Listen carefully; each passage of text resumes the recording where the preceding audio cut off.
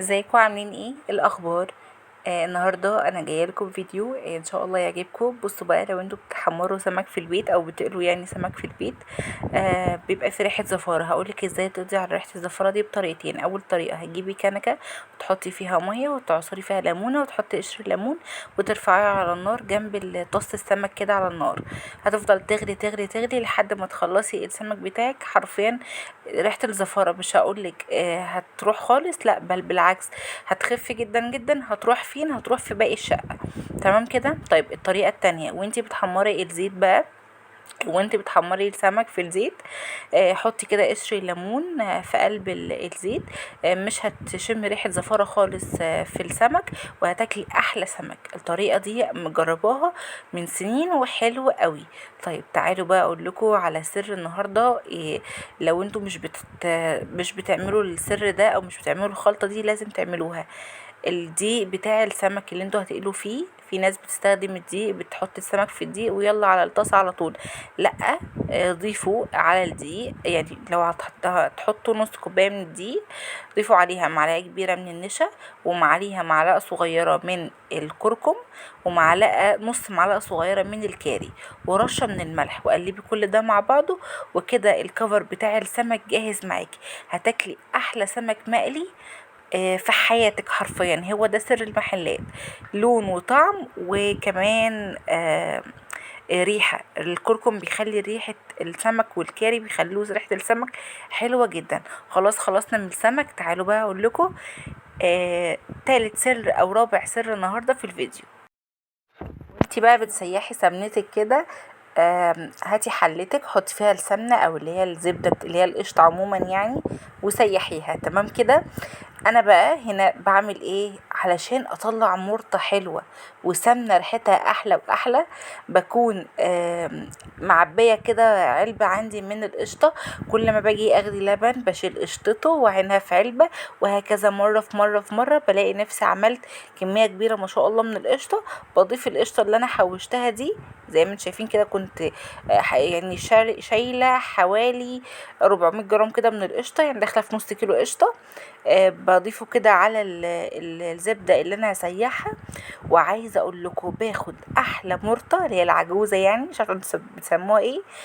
كمان باخد احلى ريحة للسمنة واحلى ترميلة حرفيا. اللي مش بيعمل كده لازم يعمل كده. ما تشتروش قشطه من بره خالص، لا، سووا انتوا بتسيحوا سمنتكم، حوشوا القشطه وسيحوها مع السمنه. بجد هتديكي نكهه حلوه قوي. في ناس بقى بتحوش القشطه بتاعه اللبن دي وبتعمل بيها سمنه، وبتبقى خطيره. بس لازم تنضرب الاول علشان تنزل ميتها وتعمل معاكي او ترمي معاكي سمنه. خلاص كده خلصنا سيحان السمنة وسيحناها. طبعا طريقتها سهلة جدا، وبنسيحها على نار، اول حاجة على نار عالية، وبعد كده بنهدي النار وبنسيحها على نار هادية خالص خالص. تعالوا بقى اقول لكم ازاي انا بحفظ السمنة دي. عندي ممكن تقعد بالتلات 4 شهور متسيحة، وباخد منها تبقى زي الفل.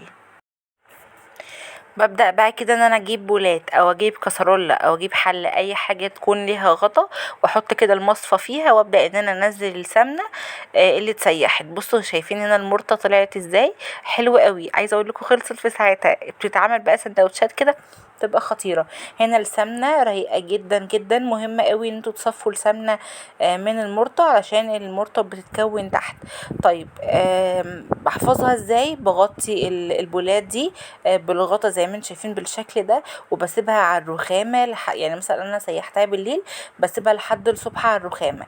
بعد كده بعمل ايه بقى الصبح؟ بقى بقوم جايبة فوطة، او اجيب اي قماشة عندي تكون تقيلة شوية، وابدا ان انا احط كده الف البوله دي بتاعت السمنه في القماشه دي لمده 24 ساعه. وعايزه اقول لكم بقى بتلاقوا السمنه بتاعتك رملت وبقت زي الفل. وعلى فكره الطريقه دي بتاعت اجدادنا او ستاتنا او ستاتنا يعني، بمعنى اصح يعني طريقه من الزمن الجميل. فهم بيعملوا كده. الطريقه دي بتبقى مرمله وحلوه قوي. بعد كده بقى بتدخليها التلاجة لو الجو حر. لو الجو يعني انت في الشتاء او حاجه فبتدخلي بتسيبيها بره عادي جدا على اي على الرخامه او اي او في ضلفه المطبخ او في ضلفه الخزين براحتك خالص.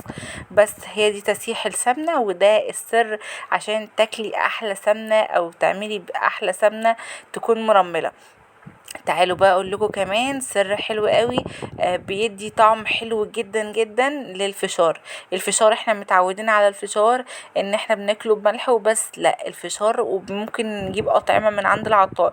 عايزه اقول لكم بقى الناس اللي بتحب الحاجات اللي هي السويت اند ساور، الحاجات المسكره في حدقه دي، هتعجب قوي قوي بالفشار اللي انا هعمله دلوقتي. طريقه الفشار: بنحط الفشار او الذره في حله وفيها زيت ونسيبه بقى يطقطق كده مع نفسه زي ما انتم شايفين، وبعد كده بنرش رشه الملح وخلاص. هنا بقى بصوا بجيب صوص الكراميل سواء الجاهز او اللي بتعملي في البيت واحط كده على الفشار، بتاكلي احلى فشار سويت اند ساور. حاجه كده يا جماعه بتوديكوا في حته تانية. الناس اللي بتحب الحاجات السويت اند ساور بجد هيعجبها جدا جدا.